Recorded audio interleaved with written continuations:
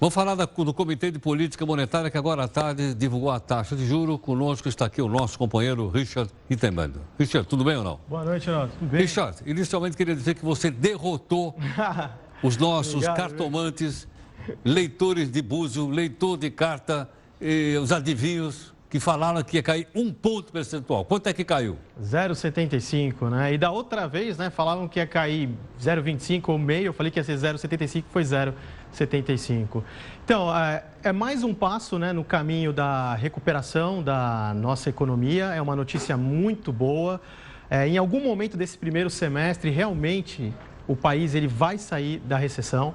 O ministro Meirelles, ele tem até uma declaração até exageradamente otimista ainda, porque ainda faltam algumas confirmações, mas em algum momento desse primeiro semestre a gente caminha para a recuperação e, como eu falei, a partir de 2018, aí o PIB vai crescer num nível muito bom, a inflação vai continuar no centro da meta e é um ano eleitoral, né? Tem até um indicador interessante que é chamado índice de desconforto. Ele é a soma da taxa de inflação com a taxa de desemprego.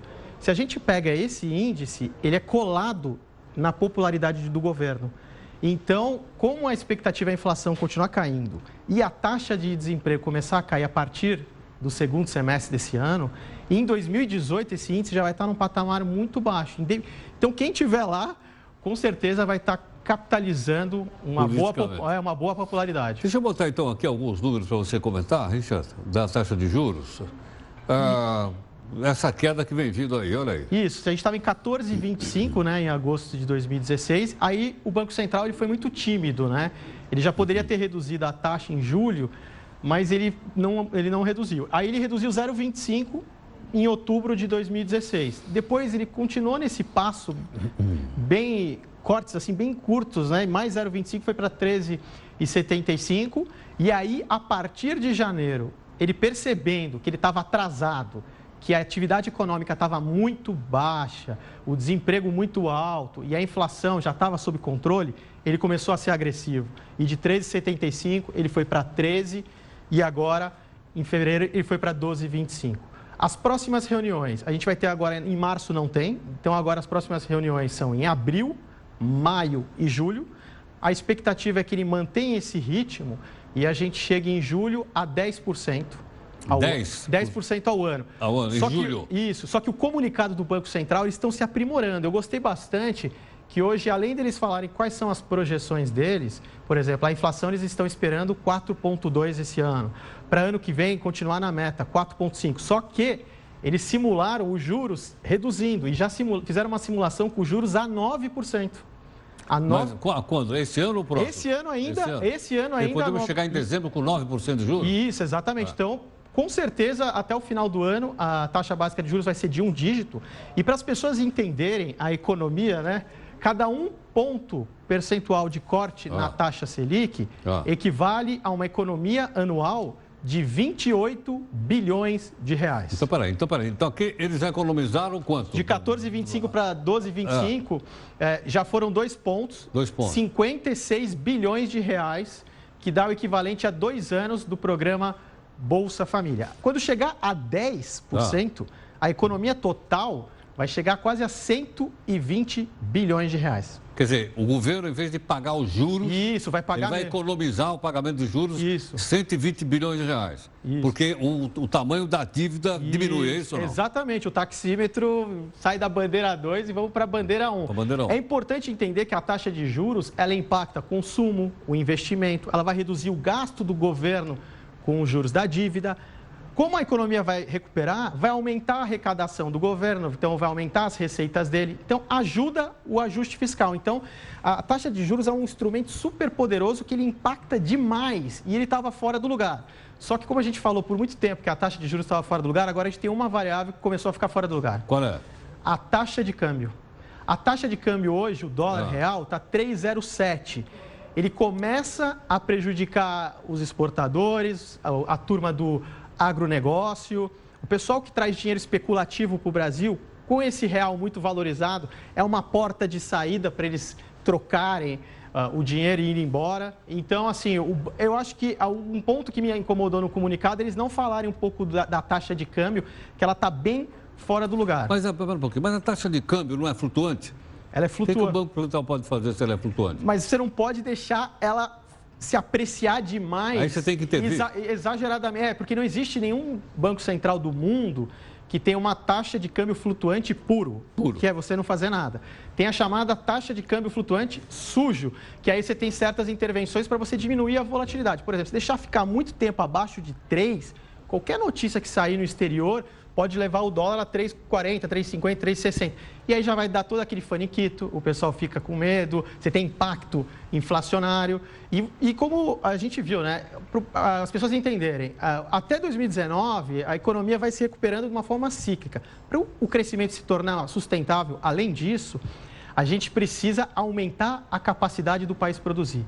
Para isso, a gente precisa melhorar o ambiente de negócio. Para melhorar o ambiente de negócio, também a gente tem que tornar os nossos produtos competitivos no resto do mundo, porque a gente tem uma guerra cambial. Os governos podem negar, mas você vê que o próprio Trump está querendo desvalorizar o dólar, a Alemanha, na zona do euro também, ela se beneficiou muito. Então, enfim, o Brasil estava muito à frente. Aquela história de livre câmbio, livre comércio, é papo furado. Cada um tem seu interesse, né? E agora que o Brasil... vai ter uma grande oportunidade de fechar acordos unilaterais. Então, eu acho que esse cargo aí de chanceler aí tem que ser bem escolhido, porque agora com o mundo... Agora, o Trump também pode pegar uma fábrica americana no Brasil, fechar e levar para os Estados Unidos. Também. Por que eu vou criar emprego aqui no Brasil, uma indústria de automóveis, por exemplo? Esse é o ponto, Herota. A gente tem que começar a trazer empregos sofisticados. Que empregos sofisticados? Com alta tecnologia para o Brasil. Chega de só exportar a commodity bruta e importar o produto acabado, né? A gente tem que formar a nossa tecnologia aqui, a nossa rede e se conectar às cadeias de produção mundiais. Né? Uma pesquisa feita pelo Instituto Ipsos, que foi bancada pela Fiesp, mostra que 31% das famílias se consideram tão endividadas quanto estavam no mesmo período do ano passado. Ou seja, em vez das pessoas conseguirem pagar a dívida, não conseguiram. Tem aqui os números principais da pesquisa para você ver rapidamente. Olha lá. Comparado a 2006, perguntando se você está mais endividado. O pessoal responde 31%, diz, olha, é a mesma coisa. 27% diz, olha, eu não estou endividado. 22%, isso aqui se inclui, obviamente, o Richard e outros, eu estou menos endividado. E a turma aqui da redação, 19%, estão mais endividados, né? Compraram à vontade, então estão mais endividados comparado ao ano de 2016. Outra informação aqui ainda do Instituto Ipsos diz o seguinte, pesquisa de endividamento 2017. Qual o compromisso que você deixar de pagar se você está endividado? Para mim, me surpreendeu quando o Benê me falou que 49%, Richard, deixa de pagar água, luz, telefone. É o básico. Eu deixava de pagar meus amigos. Estou devendo aquela grana, não vou pagar, não. Não é? O básico. Se cortar água, luz, telefone na minha casa, como é que eu faço? Não é? 24 disseram que telefonia, informática, etc. 20% os bancos, e olha que coisa curiosa, impostos, 17%. E aqui está o nosso querido IPVA. Então a turma quer continuar dirigindo, mesmo estando endividada, tá certo? Vamos botar grana lá botar gasolina lá no carro. Outra questão, então, dá conta do seguinte: qual compromisso deixaria de pagar? Se você não tiver grana, 9% é o seguinte, eu não pagaria o condomínio, nem a prestação de casa, nem o aluguel. 6% ainda plano de saúde, 2% educação, Richard, 2% dizem que não deixariam de forma nenhuma de pagar o cartão de crédito. Por quê? Eu acredito que no caso do cartão de crédito só pode ser pelas taxas de juros estratosféricas, né?